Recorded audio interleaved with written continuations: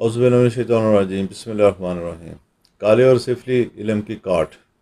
काले और सिफली इल्म का हमारे यहाँ बहुत बोलबाला है, बावजूद इसके कि शरई तौर पे ये एक हराम और काम है, लेकिन लोग इसे करते हैं और लोग ऐसे लोगों के पास अपने मामलात के हल के लिए भी जाते हैं या दूसरों के ऊपर जादू या सिफली अमल करवाने के लिए भी जाते हैं।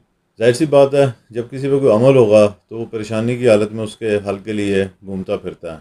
तो आज की नशिस्त में आपके लिए एक ऐसा अमल बयान कर रहा हूँ जो इंशाअल्लाह ताला किसी भी किस्म के काले इल्म के या सिफली इल्म के किसी के भी डाइये के मंदरा वगैरह के किसी के भी कोई भी असरात हों, कोई मंतर हो, कोई जंतर हो, कोई तंतर हो, उसके असरात का ख़ात्मा इस अमल के ज़रिए होगा।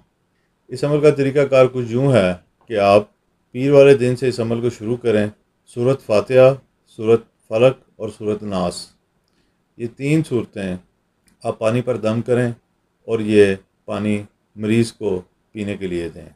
इसके साथ साथ जिस मरीज़ के ऊपर या जिस घर में या जहाँ पे भी असरात हों, वहाँ पे खुश गुलाब के पत्ते लेकर साथ उसके आप थोड़ा सा ऊद मिला लें, साथ थोड़ा सा उसमें ज़ाफ़रान मिला लें, या रद्द सहर का बखूर आपको दस्तयाब हो तो वो लेकर इस बखूर की धुनी जो है वो आप अपने घर में या उस जगह पे जहाँ पे मरीज़ रहता है, ये रोज़ाना मगरिब के टाइम के ऊपर 11 दिन तक कम अज़ कम दें। ये सारा अमल जो मैं आपको बता रहा हूँ ये आपने 11 दिन करना पहले, और उसके बाद उस मरीज़ की हालत और कैफियत में देखना है कि आपने क्या फ़र्क पड़ा है। अगर आप महसूस करें तो मज़ीद 11 दिन के लिए आप इस अमल को कर सकते हैं। ये तीनों सूरतें जो मैंने आपको बताई हैं ये आपने रोज़ाना 11-11 दफ़ा पढ़नी है और उसको पानी पर दम भी करना है, और साथ उसको जो बखूर मैंने आपको बताया इसको भी आपने जलाना है।